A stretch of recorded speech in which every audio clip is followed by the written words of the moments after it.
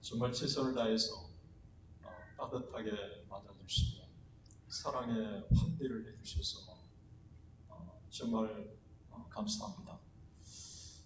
정말 하나님께만 영광을 받으시는 귀한 집회가 되었으면 좋겠습니다.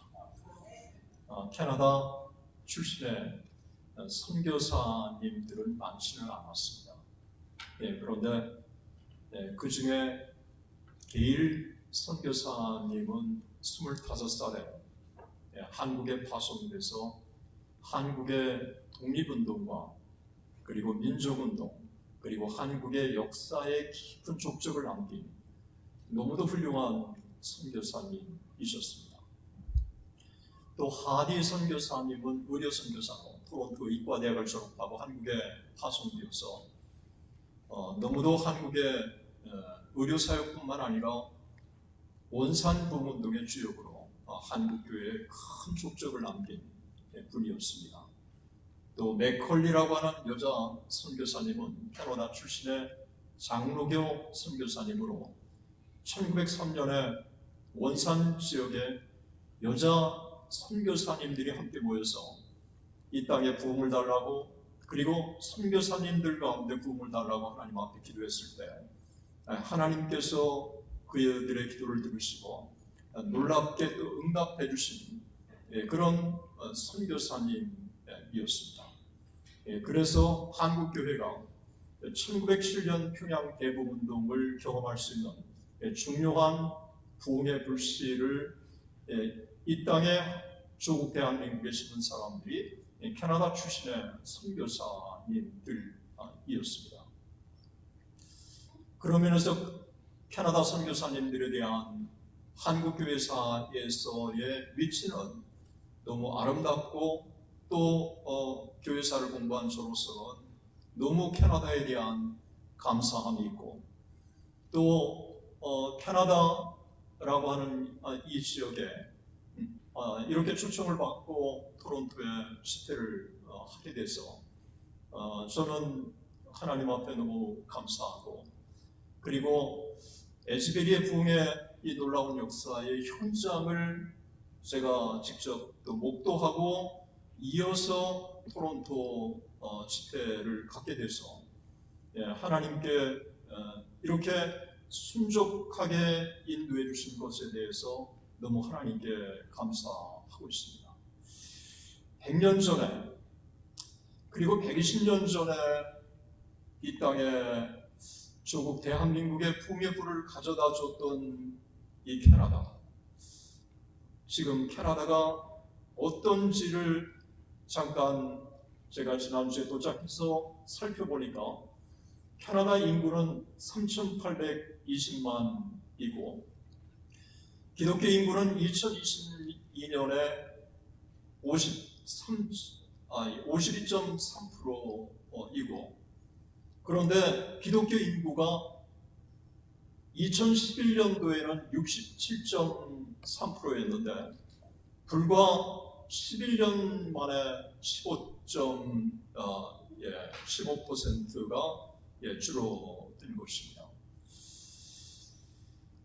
이것으로 끝나는 게 아니라 놀라운 사실은 기독교에 대한 미래가 연구의 결과 2036년에 간다면 기독교 인구는 지금보다 반으로 줄어들 것이라고 그렇게 얘기를 하고 있습니다. 여러분 중에 아마 캐나다가 52.3%나 기독교인이 됩니까? 라고 반문하실지 모르지만 여기에 32%가 로마 캐톨릭입니다. 저는 캐나다의 가장 큰 종교가 로마 캐톨릭인 것을 이번에 조사를 통해서 확인할 수 있었습니다. 프로테스탄트는 불과 12%밖에 되지 않고 기타 다른 종파들이 10%가 되고 있다고 하는 통계를 제가 확인을 했습니다. 그런데 저의 관심이 끌렸던 것은 이슬람의 이 종교가 이 캐나다 안에 8%가 된다고 하는 사실에 저는 굉장한 충격을 받았습니다. 영국이 이슬람 세력이 6.5%밖에 안 되는데 영국을 이슬람이 점령을 했습니다. 그런데 캐나다는 그보다 1.5%가 많은 8%라고 하는 것은 굉장한 숫자고, 아마 얼마 안 있다가 본다고 한다면 이 이슬람 세력이 이제 캐나다를 점령할 때가 곧 오지 않을까 하는 생각을 가져봅니다. 토론토에 잠시 둘러보니까 동성애 탑이 주택가에도 솟아 있는 걸 제가 보았고, 또 김치길 목사님은 또 통해서 초등학교에도 이 동성애 깃발이 있다는 이야기를 들었고, 또 현직 교사를 통해서 온타리오 교육청에서 동성애에 대해서 교육을 하라고 이미 교육 내용이 지시 내려왔다고 하는 이야기를 들었습니다. 이 토론토, 척박한 조선 땅에 소수의 캐나다 선교사들이 와서 부흥의 불을 지폈다면, 복음에 빚진 우리 대한민국의 교회, 그리고 우리 한국의 그리스도인들이 캐나다에 거주하고 이 척박한 토론토에 거주한다면, 우리가 이 땅에 부흥의 불씨가 돼서 이 캐나다를 불태우고 그리고 토론토를 불태워야 하지 않을까요? 복음에 비치죠. 우리 이 사명을 다시 한번 확인하는 기간이 됐으면 좋겠고, 하나님께서 우리 모두에게 은혜를 베풀어 주십시오. 할 수 있거든 캐나다의 이 토론토 지역에 에즈벨이 임했던 그 놀라운 부흥의 성령의 임재가 있었으면 좋겠습니다. 전체 주제가 한국교회요 다시 일어나라, 그리고 토론토요 일어나라. 제가 이 제목을 붙인 것은 토론토 지역이 일어난다면 한국교회가 다시 일어난다고 하는 전제를 갖고 있는 것입니다. 에베소 5장 14절에서 21절까지 바울은 사랑하는 3년 동안 목회했던 에베소 교회에 눈물로 호소하고 있습니다. 그러므로 이르시기를 잠자는 자여 깨어 죽은 자들 가운데서 일어나 그리스도께서 너에게 빛주이시리라 하셨느니라. 그런즉 어떻게 행할 것을 자세히 주의하여 지혜 없는 자같이 하지 말고 지혜 있는 자같이 하여 세월을 아끼라. 때가 악하니라. 그러므로 어리석은 자가 되지 말고 오직 주의 뜻이 무엇인가 이해하라. 술 취하지 말라. 이는 방탕한 것이니 오직 성령의 충만을 받으라. 시와 찬미와 신령한 노래로 서로 화답하며 너의 마음으로 주께 노래하며 범사에 우리 주 예수 그리스도의 이름으로 항상 아버지 하나님께 감사하며 그리스도를 경외함으로 피차 복종하라. 에베소 교회를 향해서 바울이 죽은 자들 가운데서 일어나라라고 그렇게 간곡하게 부탁을 한 것입니다. 이 토론토, 영적으로 죽어가는 사람들이 너무 많은 이곳, 우리 일어나야 될 줄로 믿습니다. 오늘 한 스토리를 통해서 우리가 함께 같이 도전을 받기를 원합니다. 예수님께서 나병 환자가 고침을 받은 이야기입니다. 그런데 오늘 본문의 말씀을 제가 묵상하고 또 묵상하면서 단순한 나병 환자가 고침을 받았다는 그 이상의 스토리라고 하는 사실을 제가 본문을 통해서 발견했습니다. 나병은 모두가 기피 아는 병입니다. 제가 어린 시절 나병 환자가 어린아이를 잡아 간을 빼먹는다는 이야기가 널리 돌아서 나병 환자를 만나는 것을 무척 두려워했어요. 아마 저들의 분들은 다 기억할 거라고 생각해요. 한 번은 초등학교에서 제 집 동네로 들어가는 이제 길을 한 길밖에 없는데 멀리서 나병 환자는 금방 알지 않습니까? 나병 환자가 오는 거예요. 저는 집으로 가고 그분은 올라오고, 그때 둘이 마주친 그 장면은 평생 잊을 수가 없어요. 너무 두려워가지고, 나를 잡아서 간을 빼먹을 것 같은 그런 두려움이 너무너무 엄습해가지고 그때 그 장면을 지금도 잊을 수가 없습니다. 오늘 나병을 주님이 고치신 이야기를 우리가 좀 더 세분화해서 우리가 오늘 본문은 우리들에게 누가가 전해주고 있습니다. 하나는 이 나병 환자가 주님 앞에 어떤 태도를 가졌는지 하는 것입니다. 또 하나는 이 나병 환자에 대해서 예수님은 어떻게 반응하셨는지라고 하는 것입니다. 그렇다면 이 본문은 우리들에게 어떤 교훈을 주느냐라고 하는 것입니다.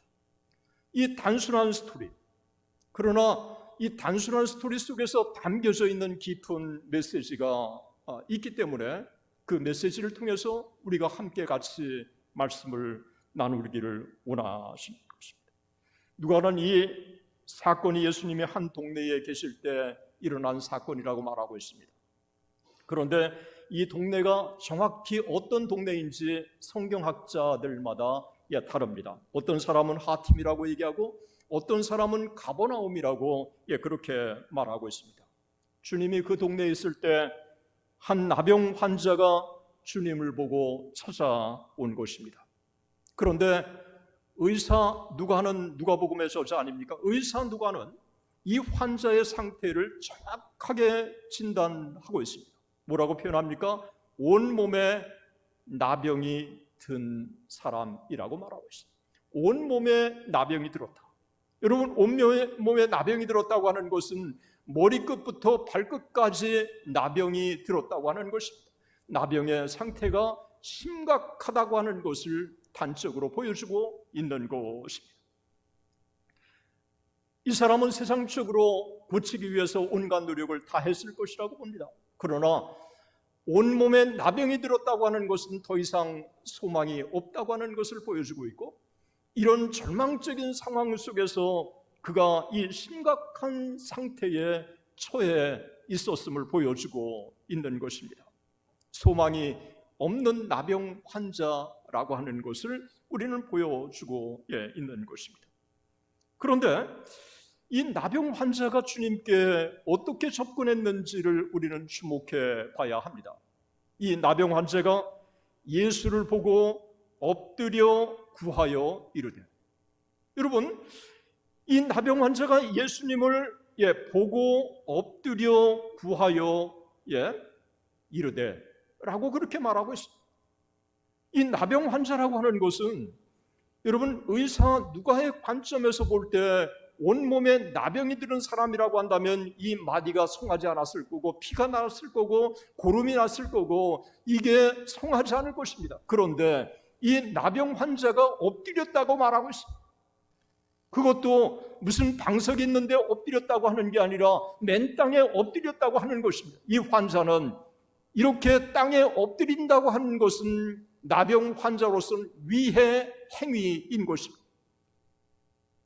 그럼에도 불구하고 땅에 엎드렸다고 하는 것은 주님 앞에 그렇게 절박하게 간절하게 주님 앞에 나갔다고 하는 것을 보여주고 있는 것입니다.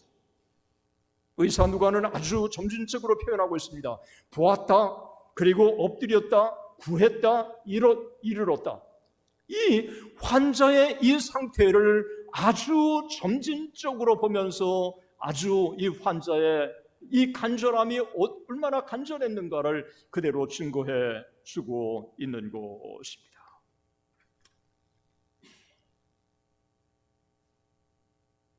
여러분, 어떻게 우리가 우리의 문제를 가지고 주님 앞에 나가고 있습니까?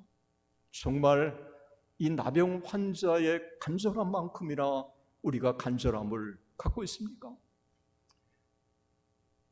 여러분, 이번 에스베리 부문동에 성령의 역사가 임하니까 그 찬양을 인도했던 조지 두메인이라고 하는 사람이 그 맥잭이라고 하는 사람의 이 메시지 로마서 12장 말씀을 가지고 도전을 받고 나서 18명의 학생이 자리를 떠나지 않았고 그들과 함께 자기도 함께 있었던 거였습니다. 그런데 자기도 떠날 수가 없었고 성령의 임재하심 속에서 함께 10시간을 기도하고 찬양하고 중보하고 그러는데 자기가 찬양을 그렇게 10시간을 인도했어도 화장실에 가고 싶지 않았고 소변도 말이 없지 않았고 먹고 싶지도 않고 성령의 그 임재에 온전히 집중할 수 있었다고 그렇게 얘기를 하고 있습니다. 이 나병 환자는 예수님을 보고 집중한 것입니다. 그리고 엎드린 것입니다. 그에게 온 힘을 다해서 나간 것입니다. 우리의 주님 앞에 이런 태도로 나가야 될 줄로 믿습니다. 우리의 신앙의 모습, 저는 그 10시간 성령의 그 거룩한 임재 앞에 온 10시간을 집중했다고. 그리고 그 10시간이 그냥 한순간이었고 그 10시간이 전혀 피곤하지 않았다고. 우리 너무 계산적으로 주님을 섬기지 않습니까? 오늘 이 나병 환자가 주님 앞에 주여 원하시면 나를 깨끗하게 하실 수 있나이다. 주여 원하시면 나를 깨끗게 하실 수 있나이다. 여러분, 이 간단한 한 문장, 주여 원하시면 나를 깨끗게 하실 수 있나이다. 저는 이 한 문장에 담겨진 의미가 어느 날 저를 하루 종일 이 말씀을 붙들고 깊이 묵상하게 만들었어요. 주여 원하시면 나를 깨끗게 하실 수 있나이다. 이 나병 환자가 예수님께 어떤 태도로 나왔는가를 이 한 문장에 보여주고 있는 것입니다. 이 나병 환자는 예수 그리스도가 주님이라고 그렇게 고백을 하고 있다는 것입니다.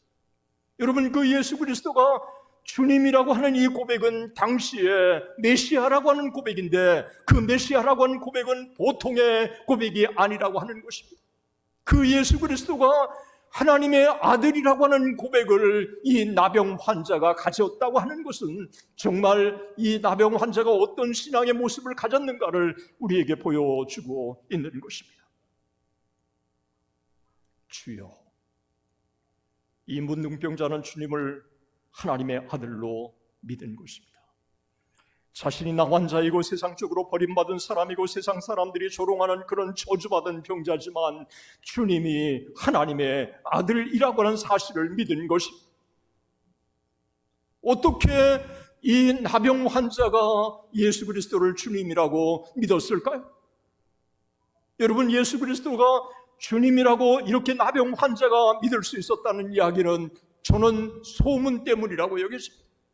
예수님의 세례를 받으실 때 기도할 때 성령이 비둘기같이 임하셨고 그가 성령에 충만하여 40일 동안 광야에서 시험을 받으실 때 성령에 이끌려 시험을 받으시고 그리고 그가 첫 설교를 할 때 성령이 내게 임하셨으니라고 하는 이 놀라운 성령의 이 역사를 간증을 했고 그리고 베드로를 부르실 때도 말씀에 의지해서 베드로를 부를 만큼 말씀에 권위가 있다고 하는 이 모든 이야기를 이 나병 환자는 들었을 것입니다.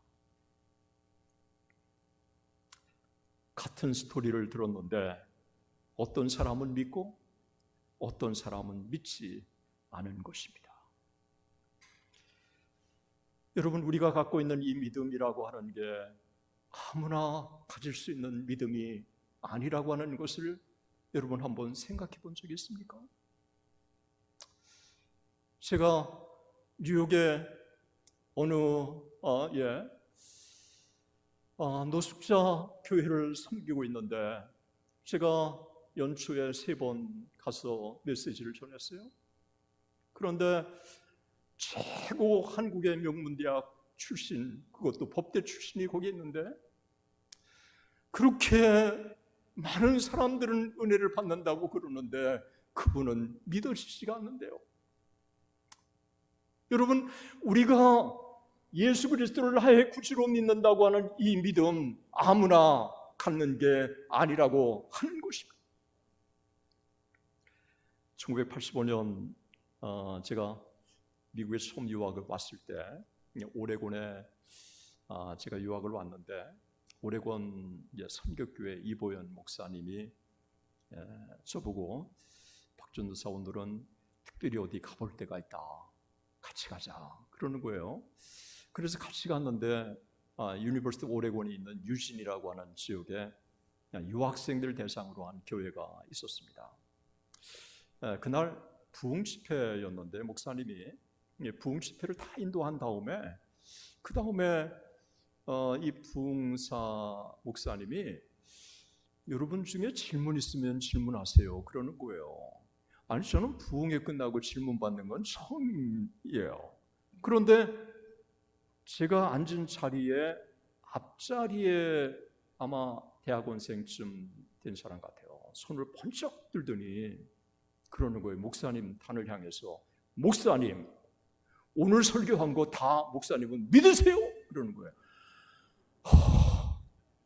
옆에 아내가 있었던 것 같아요. 아내 같아요. 이 옷을 이게 잡으면서 앉으라고 그냥 그러는 거예요. 그러니까 또 자존심이 상해가지고 그냥 이렇게 뿌리치고 그러면서 목사님을 향해서 그러는 거예요. 목사님이 뭐라고 답변을 할지 참 굉장히 호전적인 그 질문에 목사님이 톤을 낮추시고 그리고 정말 제가 오늘 설교한 것은 제가 다 믿습니다. 그러니까 이 대학원생이 톤도 자기도 조금 낮아져가지고 저는 아무리 믿으려고 그래도 믿을지 않아요. 예정이라고 하는 게 있다고 그러는데 나는 예정받지 못한 사람인가 봐요. 이렇게 얘기를 하는 거였습니다. 저는 교회 나온 지 얼마 안 된 사람이구나 했는데 예배가 끝나고 식사 이 봉사를 하는데 이 의자를 나누고 열심히 봉사하는 거예요. 그때 저는 비로소 제가 믿어지는 믿음이 누구나 다 믿어지는 믿음이 아니구나 하는 생각을 가져봤어요. 여러분 믿어지십니까? 하나님의 은혜인 줄로 믿습니다. 예수 그리스도를 나의 주님으로 고백하는 이 신앙. 여러분 이 신앙은 세상의 어떤 것보다도 귀한 것. 비록 나병이지만 그가 예수 그리스도를 나의 구주로 고백하는 그 신앙이 있다는 것이 얼마나 소중한 것입니까?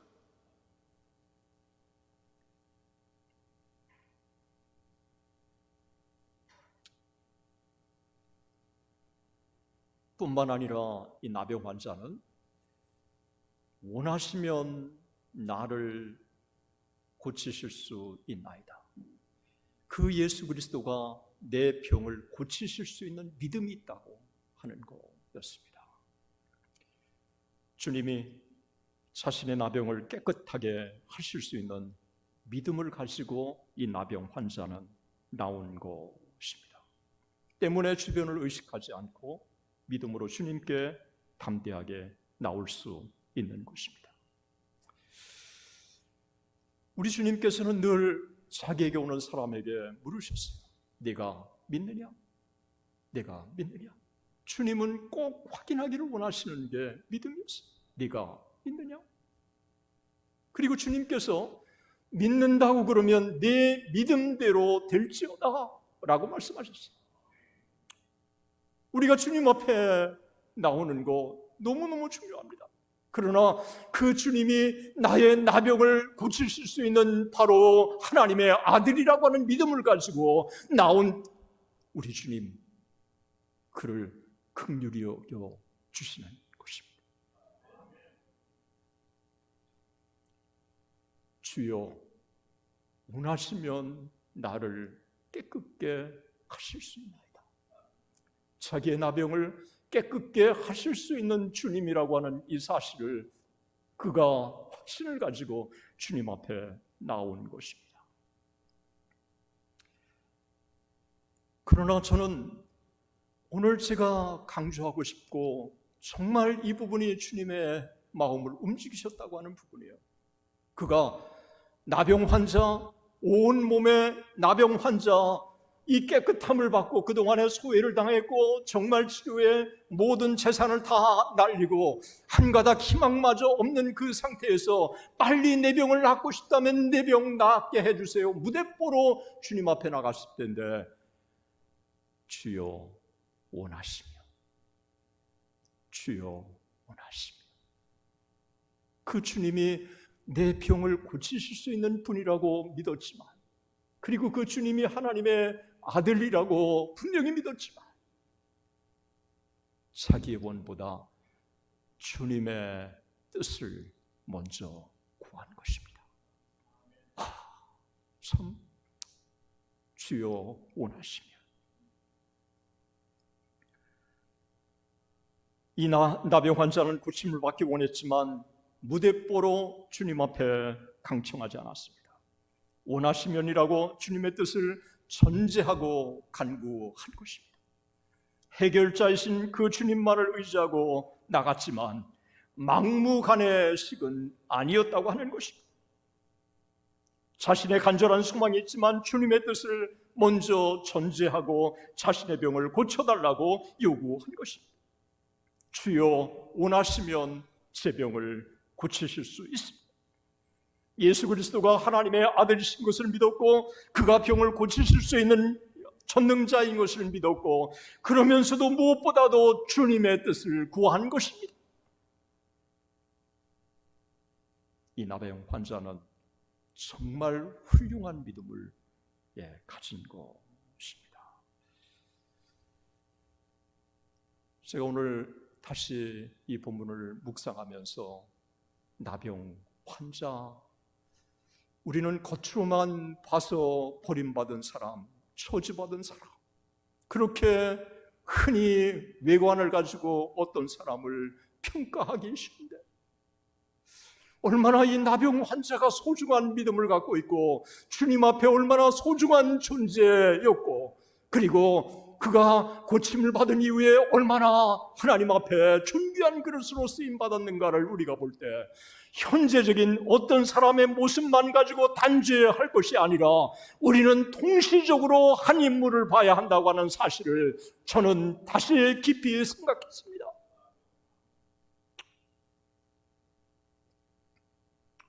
제가 은퇴하고 나니까 제 자신의 생애를 돌이켜볼 때 해외 유학을 갔다 온 게 중요하지 않고 교수를 지낸 게 그렇게 소중하지도 않고 하나님 앞에 서 있는 나, 현재 내가 하나님 앞에 어떤 존재인가, 어떤 믿음인가가 제게 그렇게 중요하다고 하는 생각이 들었고요. 그렇기 때문에 과거에 어떤 내가 무슨 했던 것들을 자랑하는 게 아니라 현재 내 모습 속에서 나보다 더 귀한 사람들이 너무 소중하고 그리고 부럽고 그리고 정말 하나님 앞에 너무 소중한 존재라고 하는 생각을 갖게 되고 그리고 가족 구성원들을 볼 때도 현재 나의 모습을 보면서 참으로 이 구성원들을 바라볼 수 있도록 만들어준 것이 하나님 앞에 서 있는 한 나병 환자.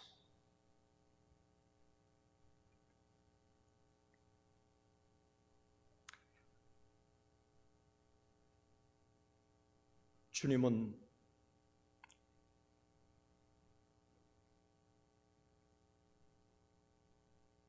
세상적인 관점으로 한 인물을 평가하지 않았습니다. 주님은 어떤 신분으로 한 인물을 평가하지 않았습니다. 어떤 학력의 기준으로 그 잣대로 한 인물을 평가하지 않았습니다. 그가 세상에 어떤 직업인지를 가지고 한 인물을 평가하지 않았습니다. 온몸에 머리부터 정수리부터 발끝까지 온몸에 나병 환자, 그 나병 환자,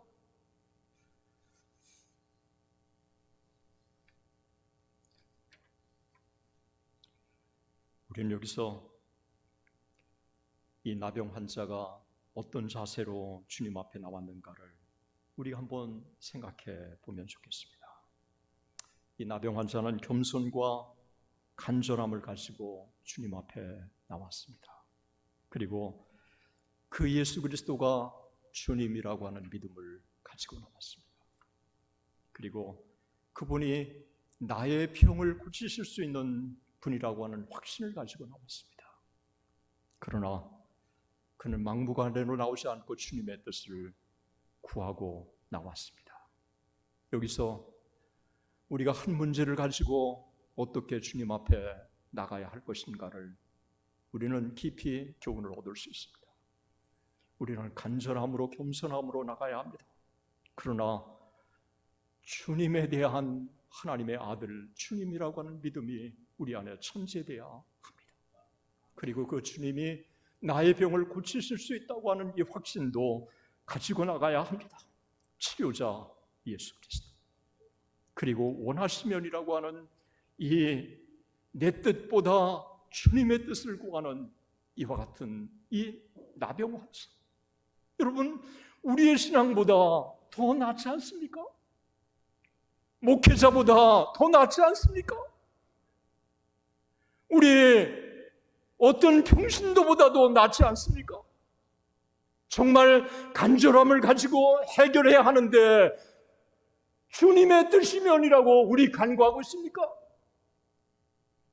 네 번째는 다 생략하고 우리 세 가지만 가지고도 우리 자신 있다고, 우리 그래야 된다고 외치지 않았습니까?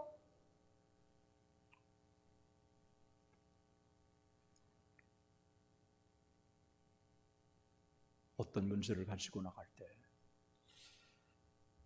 저는 제 스스로에게 이 나병 환자가 주님 앞에 가지고 간 이 네 가지 사실이 정말 주님 기뻐하시는 이 태도였구나 하는 생각을 가지고 왔습니다. 예수님께서 어떻게 이 나병 환자에게 응답하셨습니까? 예수께서 손을 내밀어 그에게 대시고, 여러분 예수께서 손을 내밀어 그에게 대셨다. 어디에 대셨겠어요? 나병의 환부에 되셨을 것이라고 여겨지고 가장 심한 환부에 주님이 되셨을 거라고 여겨져요. 나병 환자가 주님 앞에 나오는 것은 금지된 것입니다. 그리고 공동체 가운데 나오는 것도 금지된 것입니다. 그리고 나병 환자의 손을 대는 것도 금지된 것입니다. 그런데 모세의 법을 어기면서까지 주님은 나병 환자의 손을 대시고 손을 내밀어 그의 환부에 대신 것입니다. 여러분 모세의 법을 어기면서도 이 나병 환자를 사랑하신 것입니다. 그의 영혼을 가슴에 품으신 것입니다. 그 주님 손을 내밀어 그에게 대시고, 손을 내밀어 그에게 대시고,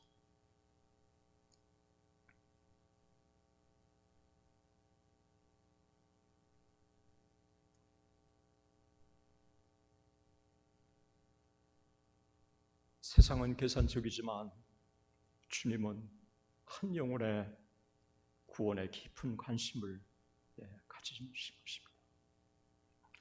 다른 사람이 상종하지 않는 사람, 그래서 사회 구성으로서의 역할을 제대로 하지 못하는 사람, 그 나병 환자를 우리 주님께서는 손을 내밀어 그에게 대셨다고 그렇게 증거하고 있습니다. 베드로를 부르실 때 집요하게 베드로를 찾아가신 주, 한 배에 오르시니 그 배는 시몬의 배라. 시몬에게 뛰기를 전하시고 또 시몬에게 깊은 데로 가서 그물을 내리라. 주여 나를 떠나소서 나는 죄인으로소이다 라고 했습니다. 이제 후로는 내가 사람을 취하리라. 집요하게 베드로를 찾아가셔서 베드로를 품에 안으시고 그의 영혼을 사랑하시고 그를 제자 삼으신 주, 나병 환자를 찾아가셔서 그 영혼을 사랑하신 주님, 의심 많은 도마, 내가 내 손가락을 그의 못자국에 넣고 내 손을 그의 옆구리에 넣어보기 전에는 믿지 않겠다고 그렇게 회의론 자였던 도마, 그 주님은 그 도마를 찾아가시지 않았습니까? 그래서 이 도마가 나의 주 나의 하나님이라고 하는 그 위대한 고백을 도마가 할 수 있게 하시고, 그 현장에 많은 제자들이 그랬을 거예요.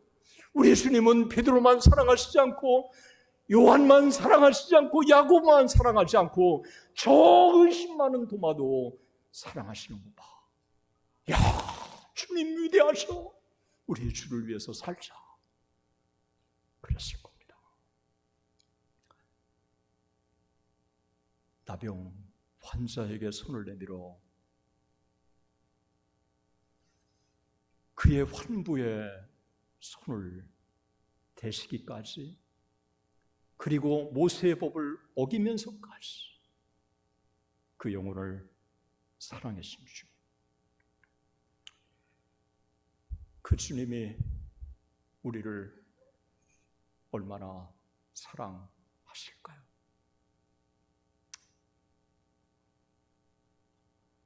이 잭 목사님이 에즈베리 학생들에게 로마서 12장을 통해서 하나님의 사랑을 경험하지 않고는 누구도 사랑할 수 없다. 하나님의 사랑을 경험해야 친구도 온전히 사랑하고 다른 사람을 사랑할 수 있다. 이 하나님의 사랑에 대한 도전을 이 Z 제너레이션에게 준 거예요. 얼마나 이 Z 제너레이션이 이기적이십니까? 이 도전을 받고 600명의 학생들 중에서 18명의 학생이 남았고, 그 18명의 학생들이 시간 가누지 말고 하나님 앞에 그냥 여전히 기도했을 때 점점 더 사람들이 모여들기 시작했고, 찬양 소리를 듣고 모여들기 시작했고, 캠퍼스에 있는 학생들이 모여들기 시작했고, 케빈 브라운은 더 이상 수업을 중단했고 계속해서 24시간 계속해서 하나님 앞에 참 이 계속된 찬양과 경배와 예배와 말씀과 기도와 회개가 계속되는 역사가 있었던 것입니다.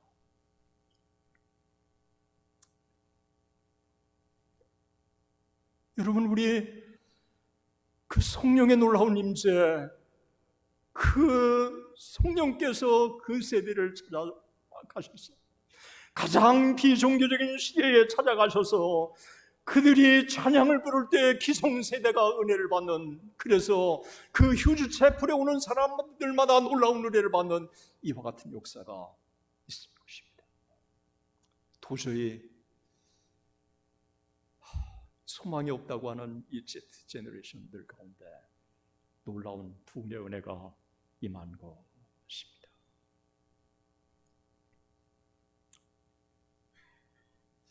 저는 아버지가 저를 사랑하지 않는다고 생각을 했습니다. 그래서 저는 의붓 아들인가 보다, 진짜 심각하게 저는 고민을 했었습니다. 한동안은 제가 정신이상 정도로 나는 그 이남 오남 이녀 중에 나는 여기 형제가 아닌가 보다 라는 생각도 들었습니다. 아버지가 저를 사랑한다고 하는 이야기를 저는 잘 이해를 못했습니다. 제가 딸이 나고 그 딸을 얼마나 제가 사랑하는지 저희 집에 한번 오셔서 아버지가 그런 말씀을 하셨어요. 제 딸을 그렇게 사랑하는 걸 보고 나도 너를 그렇게 사랑한다.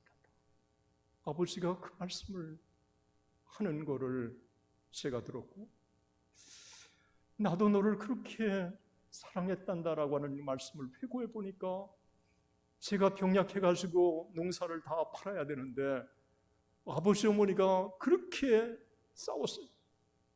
더 이상 못 팔아. 더 이상 못 팔아. 한 명 죽은 셈 치지 더 이상 못 팔아. 그랬던 아버지가 새벽에 두 분이 대화를 나누는데 할 수 없이 팔아야지 했던 그 옛날의 기억이 나면서 아버지가 정말 나를 사랑했구나 라고 하는 생각을 가져.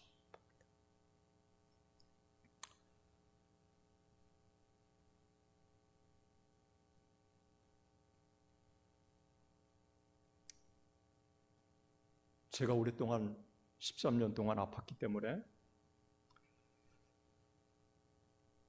엄마는 늘 저를 위해서 기도하셨습니다. 병원에도 더 이상 치료의 길이 없다고 하니까, 그러나 농사 일을 하셔야 되니까 아침에 나가셔서 밭일을 하시고 저녁에 돌아오시고, 또 나무도 해야 또 하니까 나무도 하러 어느 날 가셨는데 산 독사를 보신 거예요.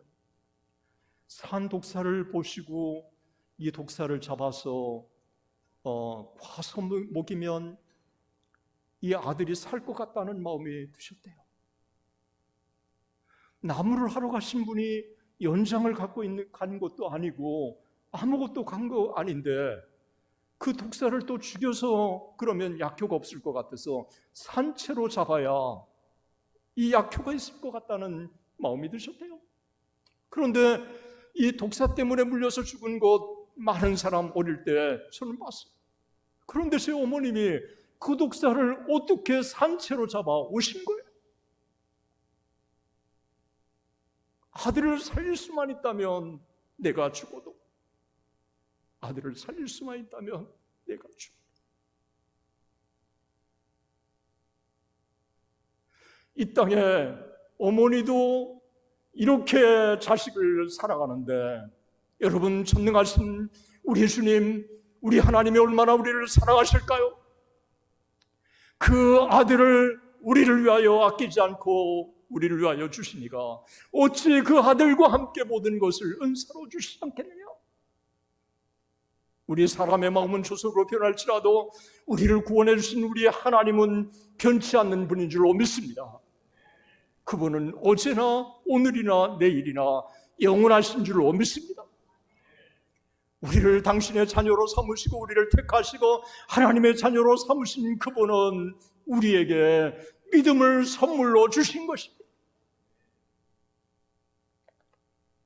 여러분, 여기 볼펜을 누가 제게 선물을 줬어요.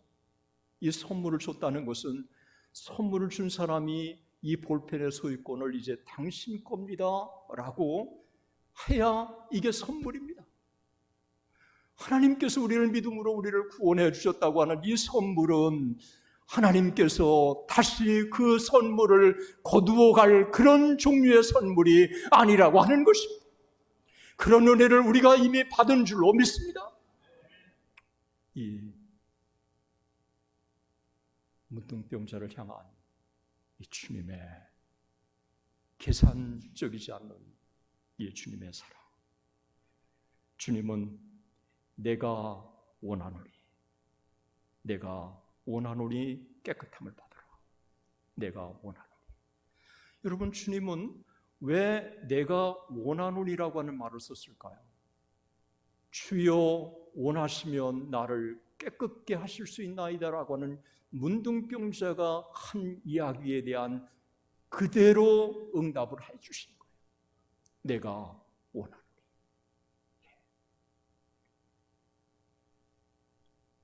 나병이 곧 떠나니라 라고 그렇게 누가복음 5장 12절은 증거하고 있습니다.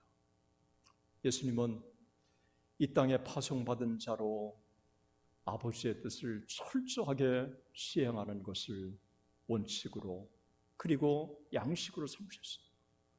그래서 요한복음 4장 34절에 보면 나의 양식은 나를 보내신 이의 뜻을 행하며 그의 일을 온전히 이루는 이것입니다. 예수님은 이 땅에서 아버지의 뜻을 이루는 것을 양식으로 삼으신 거예요. 마가복음 3장 35절에는 누구든지 하나님의 뜻대로 행하는 자가 내 형제요 자매요 어머니라고 그렇게 말씀하셨어요. 예수님은 이 땅에 오시는 동안 철저하게 자기를 보내신 아버지의 뜻을 행하는 것을 양식으로 삼으셨고 그것을 이루는 것을 자기의 구속의 사명으로 여기시고 목적으로 여기시고 그리고 겟세마네 동산에서도 내 뜻대로 마옵시고 아버지의 뜻대로 이루어달라고 그렇게 하나님 앞에 자기의 뜻을 아버지의 뜻에 복종을 시키신 것입니다.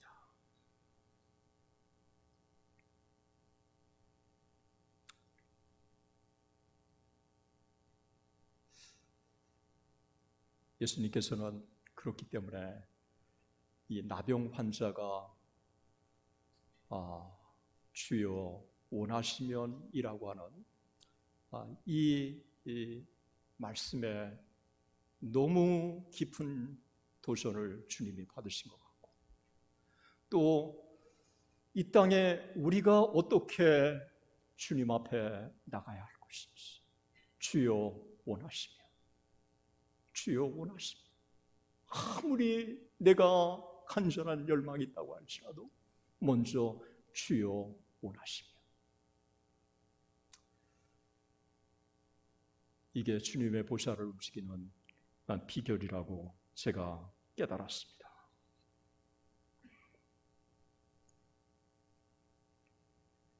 우리 주님은 주기도문에 당신의 뜻이 이 땅에 이루어지이다 라고 말씀을 하셨고 겟세마네 동산에서는 나의 뜻대로 마옵시고 아버지의 뜻대로 해달라고 그렇게 기도하신 것입니다.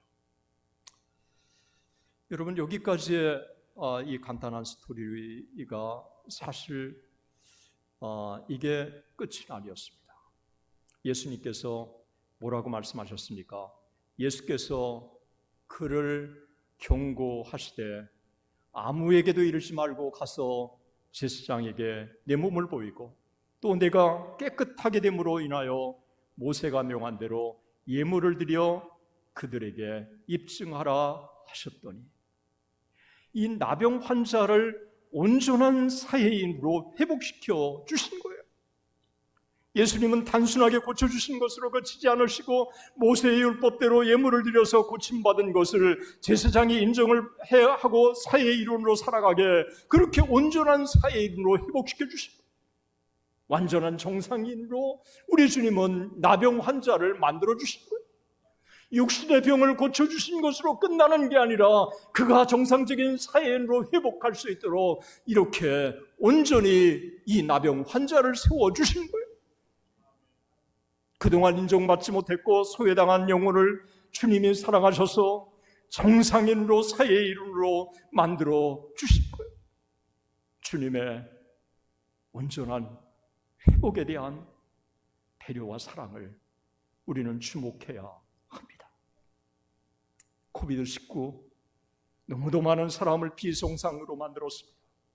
혼자 있는 것이 편하게 만들었고 사회 구성원으로 활동하는 것이 두렵게 만들었고 그래서 홀로 있고 싶도록 만들었고 그리고 다른 사람들과 교류하는 것들이 겁이 나도록 만들었고 학교에 가는 곳조차 겁이 나게 만들었고 오늘 코비드 사회가 너무도 이상한 사회로 바뀌었다고 하는 것을 우리는 주목해 봐야 합니다.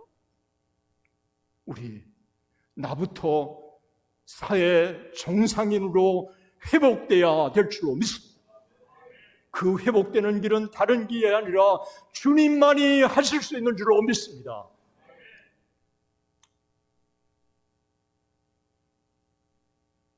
온몸에 나병 환자를 깨끗하게 해주시고 정상적인 사회인으로 온전히 회복시켜 주신 주님,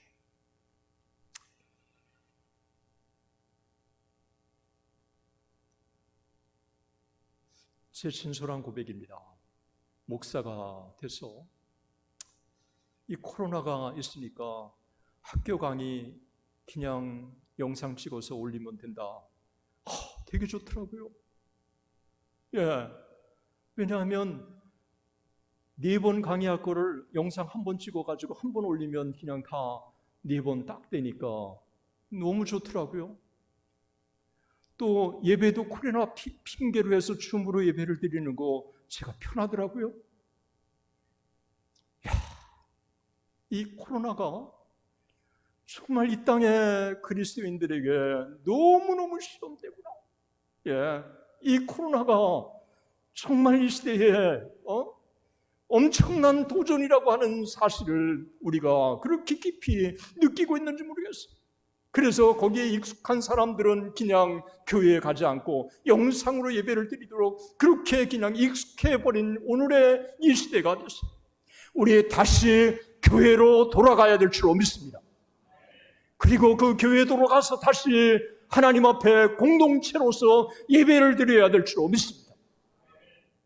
우리 그것을 회복해 주시는 분은 주님이시고 함께 모여서 우리를 나병을 치유해 주시는 그 주님 앞에 우리가 함께 그분에게 초점을 두고 우리가 함께 그분에게 영광을 돌리는 귀한 예배가 되어야 될 줄로 믿습니다.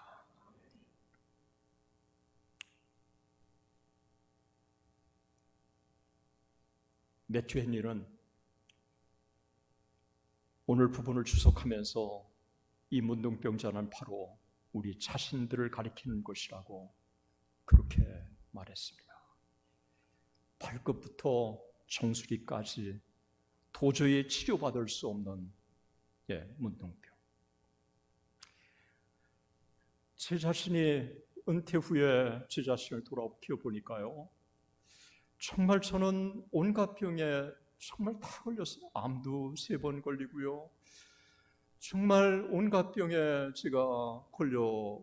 그런데 육신의 병만 생각했지 은퇴 후에 제가 제 자신을 돌이켜보니까 제가 너무 그동안에 정말 정신적으로 여러 가지 면에서 제게 문제가 있는 사람이라고 하는 게 느껴졌어요. 그런데 지극히 정상이라고 생각했고 부흥을 외치고 성령을 받으라고 얘기했고 그리고 교회사가 어떠니 얘기했고 그리고 교회사에 대한 내책이 어떠니 이렇게 자기 교만에 빠져 있었던 거예요. 머리끝부터 발끝까지 온몸의 나병 환자와 같은 존재인 제가, 치료받아야 할 존재인 제가,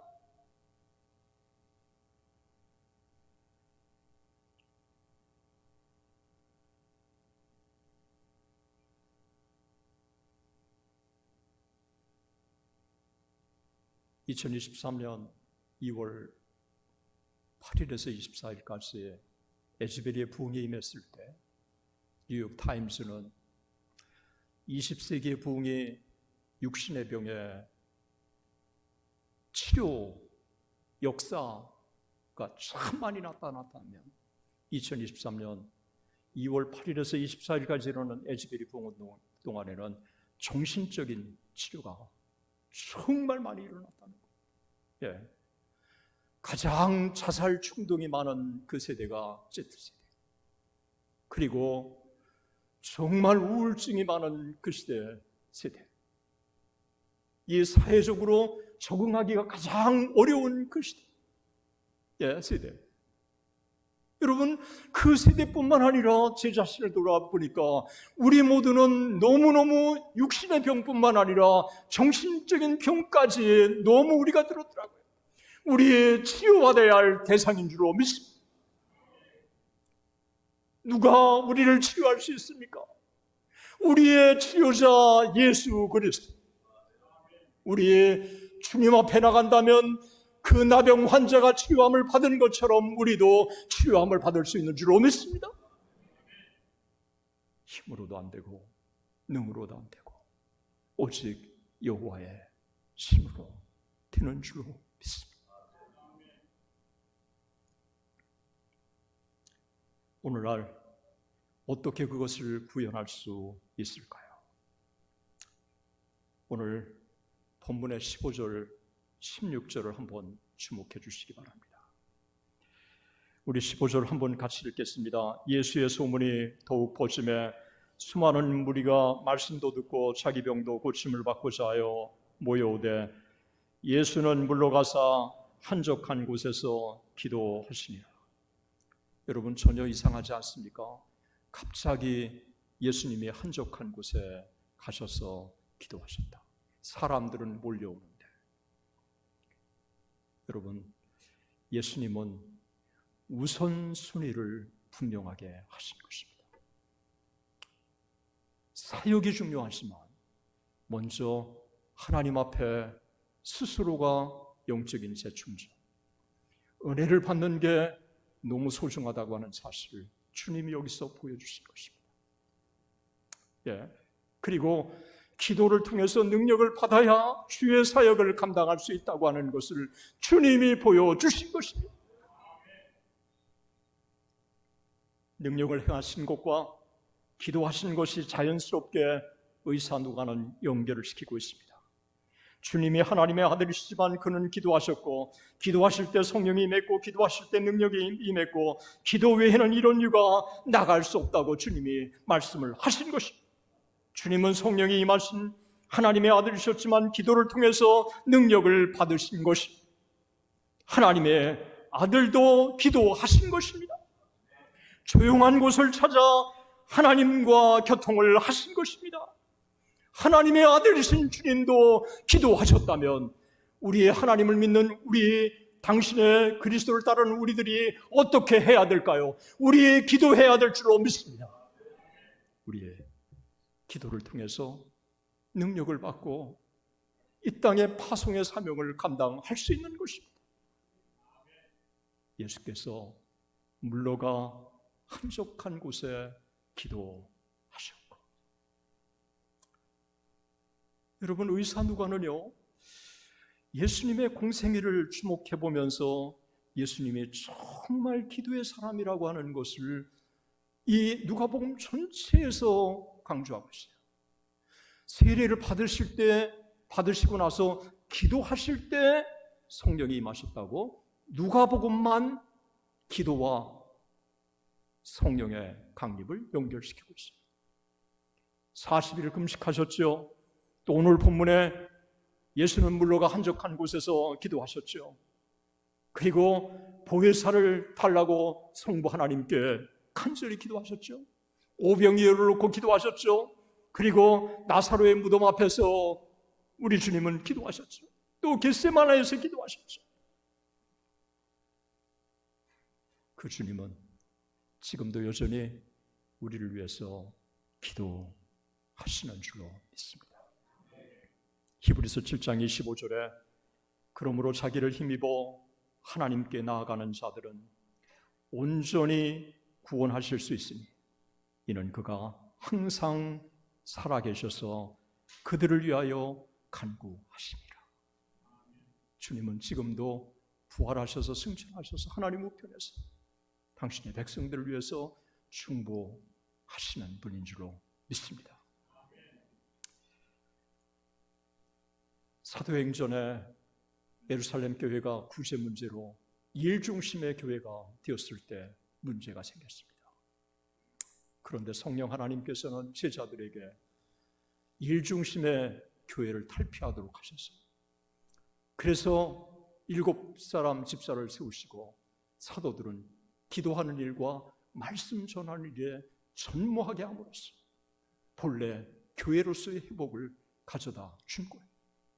오늘 교회 승부를 걸어야 될 줄로 믿습니다. 우리가 말씀과 기도에 승부를 걸어야 하는 것입니다.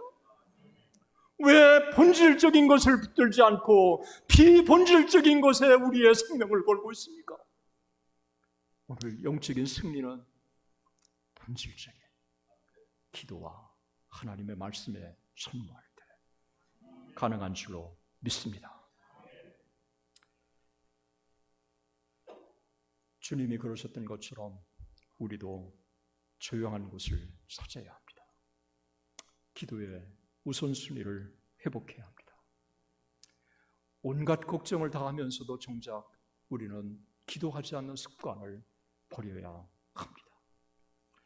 문둥병자처럼 우리가 주님 앞에 우리가 정말 집중해서 우리가 하나님 앞에 우리가 문둥병자가 주님 앞에 나왔다.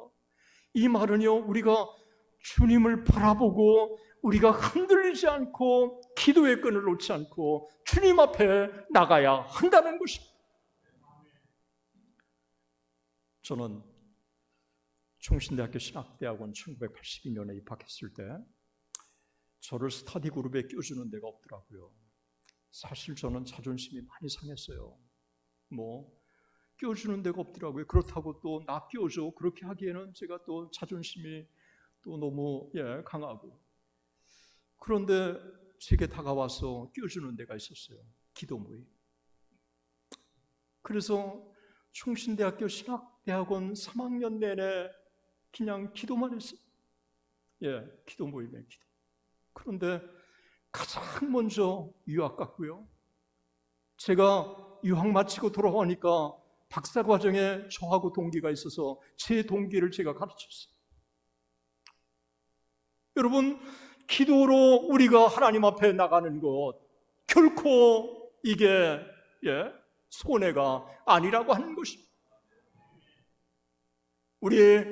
정말 우리가 믿음으로 예수님이 모든의 해결자라고 우리가 하는 믿음으로 우리가 기도로 주님 앞에 우리의 문제를 가지고 나간다면, 그리고 주님의 뜻이라고 한다는 이와 같은 이 전제를 가지고 나간다면 주님이 우리를 긍휼히 여겨주실 줄로 믿습니다. 2003년 우리 KR에 기도 모임을 시작했습니다. 올해가 20년입니다.